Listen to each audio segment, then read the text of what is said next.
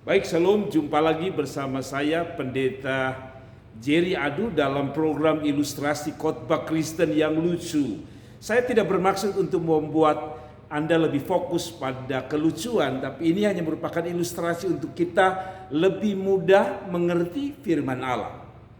Nah, ilustrasi hari ini saya beri tema atau beri judul berbohong itu harganya lebih mahal daripada kejujuran. Nah, saudara, ilustrasi khotbah Kristen lucu kali ini dengan judul atau tema berbohong itu harganya lebih mahal daripada kalau kita jujur. Nah, saudara, setiap orang tidak suka dibohongi. Sekali lagi, tidak semua orang atau semua orang tidak suka dibohongi. Ada sebuah tulisan yang menarik untuk saya, yaitu dia mengatakan seperti ini. Kebohongan adalah klaim palsu yang dibuat oleh seseorang dengan tujuan meyakinkan pendengarnya. Nah, menarik. Dia bilang kebohongan adalah klaim palsu yang dibuat oleh seorang dengan tujuan untuk meyakinkan pendengarnya. Jadi ada cerita lucu Bapak Ibu Saudara, umat Tuhan dimanapun berada. Ada sepasang suami istri. Suaminya ini dari ibu ini suka sekali, hobi sekali dengan satu hobinya, yaitu memancing. Apapun akan dilakukan oleh suaminya. Mau beli pancing yang mahal kah, mau sampai larut malam kah, yang penting pancing. Dan satu kegilaan daripada suaminya adalah dia suka beli alat-alat pancing yang mahal.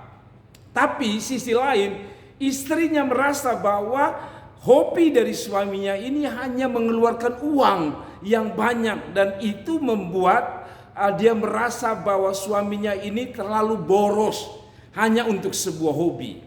Nah, Anda tahu bahwa hobi itu kadang-kadang mereka tidak memikirkan berapapun biayanya. Nah, jadi ceritanya lucunya di sini, Bapak Ibu Saudara. Jadi suaminya ini satu waktu rindu karena dia cerita-cerita sama teman-teman yang hobi mancing juga.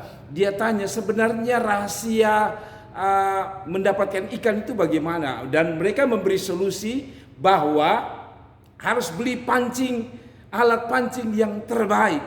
Namun dia tahu bahwa pancing atau alat memancing itu mahal harganya, dan singkat cerita dia beli pancing di sebuah toko, dan saudara tahu harga pancing itu 800.000. Namun karena dia takut istrinya, akhirnya dia beli juga alat pancing itu seharga 800.000. Nah, ketika dia pulang, istrinya selalu bertanya, apapun yang dia bawa selalu itu harganya mahal, dan istrinya bertanya kepada dia, "Pak, kamu beli lagi ya alat pancing, harganya berapa?" Karena pengalaman istrinya selalu angkanya mahal. Nah, suaminya juga takut kalau ini dikasih tahu 800.000, pasti istrinya marah luar biasa. Karena itu saudara, mulai muncul yang namanya ide kebohongan. Nah, lalu dia pikir demi pikir, dia jawab dengan santai. Dia berkata, "Ma, ini pancing ini murah sekali." Istrinya tanya, "Berapa harganya?" Dia mengatakan 150.000. Sekali lagi istrinya tanya, "Berapa harganya?" Hanya 150.000. Padahal kita tahu tadi kan alat pancing itu dibeli dengan harga 800.000. Singkat cerita, beberapa hari kemudian teman daripada suaminya ini datang, teman yang hobi mancing ini datang ke keluarga ini. Lalu cerita demi cerita, lalu istrinya mengatakan, wow, istrinya yang mempromosi kan bahwa sejak suami saya beli alat pancing yang baru ini murah, tapi hasil pancingan suami saya akhir-akhir ini banyak sekali. Lalu temannya ini berkata, "Loh, alat pancing itu harganya berapa?" Istrinya dengan polos mengatakan 250.000. Lalu setelah teman pancing atau teman mancing dari suaminya ini kan tahu ini alat pancing mahal, kok hanya dijual 250.000. Lalu temannya mengatakan, "Oke ibu, saya bayar 250.000. Singkat cerita, temannya pulang dan Istrinya dengan begitu tersenyum dan dengan bangganya berkata kepada suaminya, "Mas, lihat kan, kamu kan hanya beli 150.000. Lihat, saya jual dengan 250.000. Berarti kita untung 100.000." Suaminya dengan muka sedih, muka marah, karena dia tahu itu harganya 800.000. Demi kebohongan, suaminya berpikir aman, ternyata suaminya justru kehilangan uang sebesar 500.000 lebih, saudara-saudara. Jadi kira-kira 550.000 suaminya rugi. Nah, saudara-saudara, dari cerita ini dapat kita tarik kesimpulan, suaminya berpikir dengan berbohong kepada istrinya bahwa itu 800.000, ternyata mengalami bencana suaminya karena istrinya hanya jual 250.000 dan berpikir itu untung. Bagi istrinya untung, bagi suaminya kerugian besar. Saudara-saudara, demikian ilustrasi ini memberi kita pelajaran. Bohong itu harganya mahal. Suaminya harus bayar dengan harga mahal. Nah, apa kata Alkitab mengenai kebohongan? Yang pertama, Amsal 12 ayat 22. Pertanyaan saya, mengapa berbohong itu harganya mahal? Alkitab mengatakan, Amsal 12 ayat 22. Orang yang dusta bibirnya adalah kekejian bagi Tuhan. Saudara-saudara, Amsal 12 ayat 22a mengatakan, orang yang dusta bibirnya adalah kekejian bagi Tuhan. Harganya mahal. Kenapa? Karena bagi Tuhan itu menjijikan. Jadi orang yang suka berbohong adalah kekejian bagi Tuhan. Jadi itu jawaban pertama. Pertama, seperti ilustrasi tadi, kebohongan selalu melahirkan kebohongan yang baru. Dan kebohongan tidak pernah menghasilkan sebuah kebenaran. Kebohongan itu mahal. Kenapa? Atau kebohongan itu tidak boleh. Kenapa? Karena Mazmur 34 ayat 13 berkata, jagalah lidahmu terhadap yang jahat dan bibirmu terhadap ucapan yang menipu. Yang kedua, saudara-saudara, kebohongan sedang menunjukkan bahwa kita bukan orang yang taat kepada Tuhan. Setiap kita tergoda untuk berbohong. Berbohong kepada istri, berbohong kepada anak, bahkan kadang-kadang kita berbohong kepada Tuhan. Ya, dapat gaji sekian, harusnya perpuluhan sekian, kita kasih sekian, saudara. Nah, sekali lagi, setiap kita harus berhenti namanya berbohong. Ada suami-suami yang simpan selingkuh, ditanya istrinya, kamu selingkuh ya? Tidak, padahal selingkuh. Ingat, kebohongan itu harganya mahal. Hari ini istrimu tidak tahu, tapi besok ada cara Tuhan untuk membuat kebohonganmu itu akhirnya jelas, nyata bahwa kamu berbohong. Saudara-saudara, mengapa berbohong itu harganya mahal? Karena berbohong itu sedang menunjukkan kita ini siapa anaknya. Atau lebih jelas begini, kalau engkau berbohong, engkau sedang menunjukkan siapa bapakmu yang sesungguhnya. Bapak kita kan Bapa yang di sorga. Orang yang berbohong, kata Alkitab, bapaknya adalah iblis. Yohanes 8 ayat 44. Iblislah yang menjadi bapamu, dan kamu ingin melakukan keinginan-keinginan bapamu.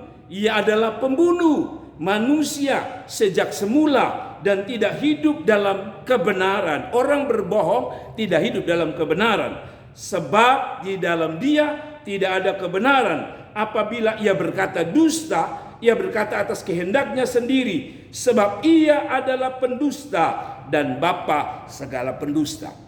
Jadi kalau kita berbohong, kita itu adalah anak-anak daripada si iblis. Jadi orang-orang yang suka bohong itu yang namanya berbohong, Anda adalah anak iblis, anak setan. Ya, pamit ke sekolah ternyata jalan-jalan. Katanya uang sekolah sekian, kita minta papa mama sekian. Nah, ini yang saya sebut berbohong, dan berbohong itu dosa. Harganya mahal. Sekali lagi, harganya mahal. Belajar dari ilustrasi tadi bahwa berbohong itu mahal. Suaminya pikir dengan berdusta istrinya aman-aman, ternyata suaminya rugi 550.000. Sudah dengar baik-baik. Bohong itu harganya mahal dibanding dengan kejujuran. Dan yang terakhir, Matius pasal yang kelima ayat 37. Jika ya, hendaklah kamu katakan ya. Jika tidak, hendaklah kamu katakan tidak.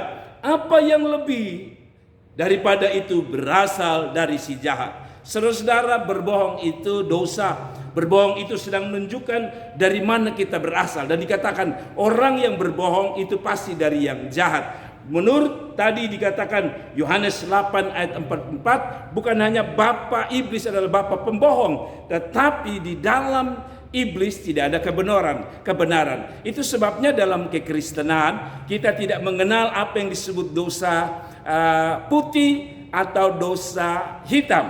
Semua adalah dosa. Kita tidak bisa berkata, saya kan dusta ini, saya bohong supaya bisa menolong orang lain. Saya mau bilang sama saudara, dusta, bohong adalah dosa. Dan tidak ada dosa putih dan dosa hitam. Semua dosa adalah hitam. Tidak ada dosa putih. Jadi kalau saudara berdosa misalnya hanya untuk menolong seseorang, maka kita sedang berada dalam hidup yang salah. Karena kebohongan, kata Alkitab tadi, bahwa kebohongan itu adalah kekejian bagi Tuhan. Saudara-saudaraku yang diberkati Tuhan, cerita lucu tadi mengingatkan kita bahwa berbohong itu mahal. Kalau saudara sedang berbohong, menyimpan pasangan selingkuhmu, lalu diam-diam engkau berbohong dengan anakmu, engkau berbohong dengan istrimu, dan berpikir bahwa engkau aman, dengar baik-baik, engkau tidak aman. Kenapa? Karena pertama, Tuhan Maha tahu, engkau tidak bisa bersembunyi. Nah, saudara-saudara, kebohongan ini adalah awal daripada kejatuhan manusia. Adam dan Hawa jatuh dalam dosa karena kebohongan iblis. Iblis berkata bahwa semua pohon dalam taman ini tidak boleh kamu makan kecuali yang satu. Padahal Tuhan berkata semua boleh kamu makan, tapi yang satu yaitu pohon pengetahuan yang baik dan jahat tidak boleh kamu makan. Dari dulu setan paling suka berbohong, dan akhirnya kita tahu bahwa dengan berbohong telah menjatuhkan Adam dan Hawa di dalam dosa. Dan yang kedua, dengan berbohong kepada Adam dan Hawa, saudara-saudara, iblis telah membuat Adam dan Hawa yang tadinya tinggal di Taman Eden yang diberkati dengan luar biasa, diusir keluar. Saya mau bilang sama saudara bahwa berbohong bukan hanya melukai hati Tuhan, tapi berbohong membuat kita jauh dari berkat-berkat Tuhan. Kiranya kita makin hari, hidup kita makin jujur, hidup kita makin benar, dan tidak lagi ada kebohongan dalam hidup kita. Tuhan Yesus memberkati. Jangan lupa terus dukung channel ini dan klik like, share, dan berbagi pada orang. Tujuannya bukan apa-apa, supaya channel ini berkembang, dan yang lebih daripada itu banyak orang diberkati dan banyak orang boleh ditolong. Kiranya ilustrasi khotbah Kristen lucu ini memberkati kita semua. Saya Pendeta Jerry Adu dari Kota Kupang mau menyampaikan selamat. Tuhan Yesus memberkati setiap perjalanan hidup kita, langkah kita, pekerjaan kita, masa depan kita, rumah tangga kita, pendidikan kita selalu diberkati oleh Tuhan. Terima kasih. Salam. Tuhan berkati. God bless you. Haleluya. Haleluya. Haleluya.